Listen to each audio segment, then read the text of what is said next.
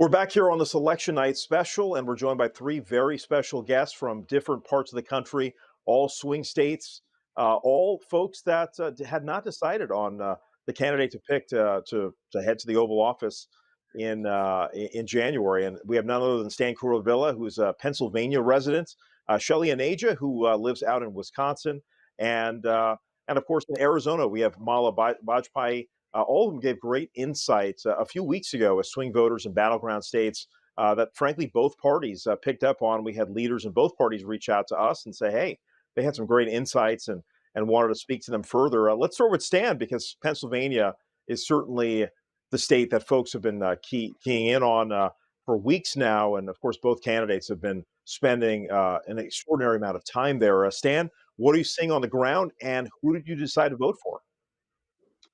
Yeah, Ravi, again, thank you for having me. I know we had that other panel a couple of weeks ago. There's a great follow-up. There's been a lot of change that I've seen. And what I was saying was there is both of the last rallies. I got snippets of it. So in terms of Trump, the messages are refined. The delivery is refined. All of a sudden, he can speak in like full sentences, right? The cats and dogs stuff has been disowned. Even the Puerto Rican comment, right? Kind of distancing himself from that. So I thought all of those things were very interesting, right? So he's stepping into that leader kind of role, and that's very different, right? And his team, everybody from Don Jr. to Eric Trump, there's a different kind of energy that was coming off of them, almost like a presidential family after they've won kind of energy.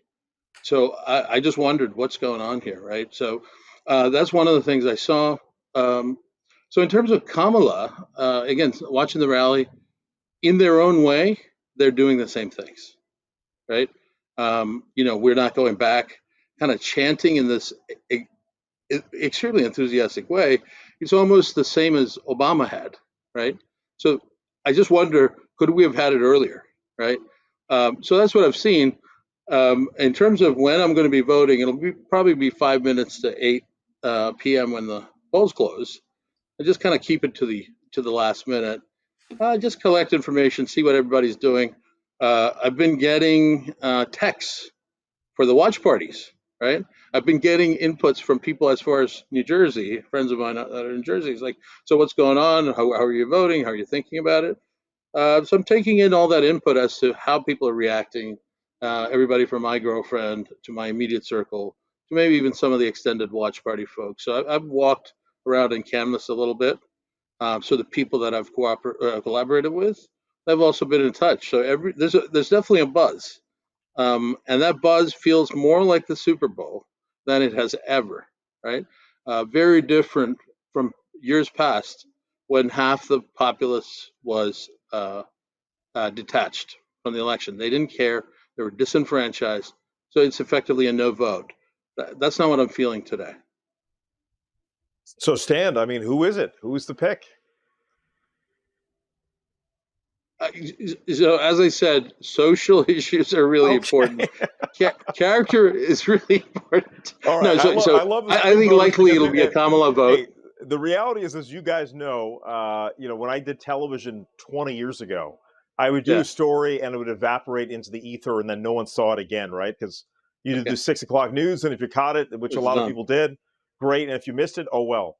Today, the internet lives forever, and so your words will live on forever. So I understand the sentiment. So, Stan, we'll move forward. I'm not on Facebook for a reason. Answer. I'm not on Facebook for a reason. Fair enough. I'll put it that way. Shelley, let's go to you. Thank you, Stan, for the non-answer. Shelley, let's see. Do you have an answer for us? And obviously, a lot of folks were intrigued by your thoughts because you had a lot more consideration when it came to foreign policy, which a lot of Americans don't take that into account. But you're originally from India, and that was a big factor for you when we last spoke. What have you decided?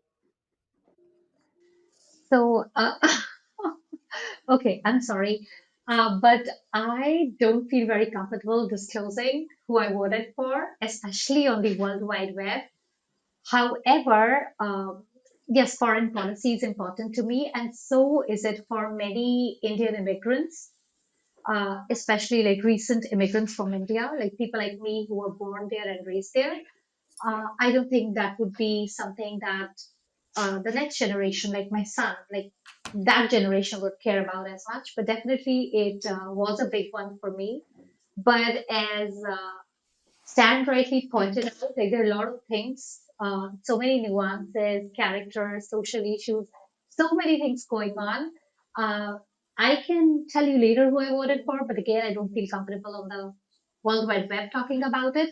However, unfortunately, I'll say this that I was not excited about the elections, but there was really no choice. It's like two people you have to pick.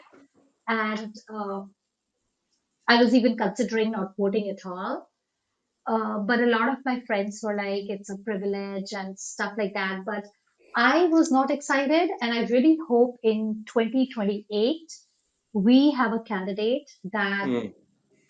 voters like myself and me are really excited about and enthusiastic about.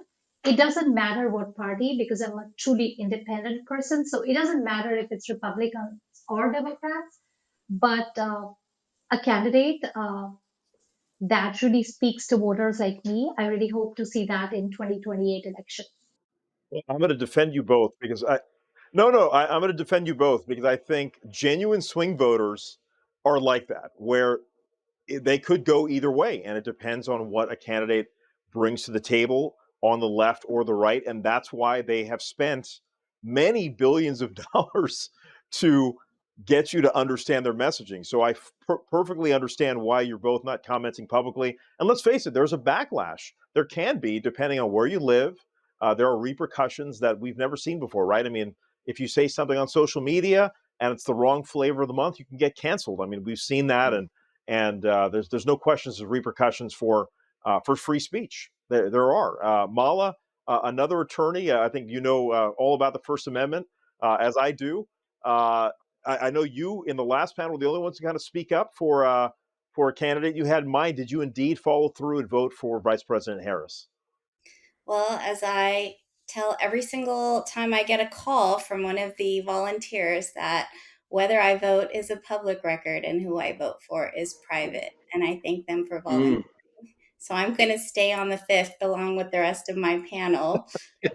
Maybe by the end you'll convince me to divulge, but I think it's been really exciting to just see all of the engagement. It's been really fun in Arizona. We've had so many big names come from both parties and really big rallies. We've had, I think, while we were doing our last panel, Obama was in Tucson, Bill Clinton has come, of course, Trump and Vance, but like it seemed like every other day there was like, this person's in town, this person's in town, this person's in town, which is really, really exciting. I mean, it's exciting to see all the civic engagement on both sides. Well, this is why we have conversations with regular folks that are in the know and that have interest in politics. And we talk to all the politicos. And I do a lot of conversations on deep background, off the record, because of these factors, right? There's a lot of folks who divulge information and they don't want it out there to not just the people on the internet, but we do reach 30 plus cities on over the air television. So God knows who's watching out there. There's a lot of folks that are checking out this broadcast. Well, I really just wanted to express my thanks to the three of you because you express viewpoints that we just don't see on general market television, especially for the niche focused on Indian Americans and South Asians. You all just expressed yourselves so well. It was so thoughtful, and I'm not kidding you when I say I had folks on the left and right, people that are literally sitting uh, at Howard University and at Mar-a-Lago on this day who reached out to me to say, wow, what a panel. So I'm not kidding you. You guys made a tremendous impact. I hope we get a chance to do this again with you and obviously many others who down the line will have thoughts to share about this process because it's not just obviously the presidential election, but we have a lot of down ballot candidates running for the House and for the Senate, and of course, city council races. All these things matter. And so getting your thoughts out there into the ether is very, very important. Well, I want to thank you all again so much. Stan, Mala, Shelley, enjoy this election night. Hopefully, you're not glued to the TV all night long like I will be. But I really appreciate it again, and we'll see what happens here as the night unfolds. Thank you all so much. Sounds good. Thank you, Ravi. Thank you. Thank you so much, Ravi, and great seeing you, Mala and Stan. Yep. Then Thank see you. you Thank you, guys. guys. Yep. Thank you. We'll take a quick break. Be back in a moment.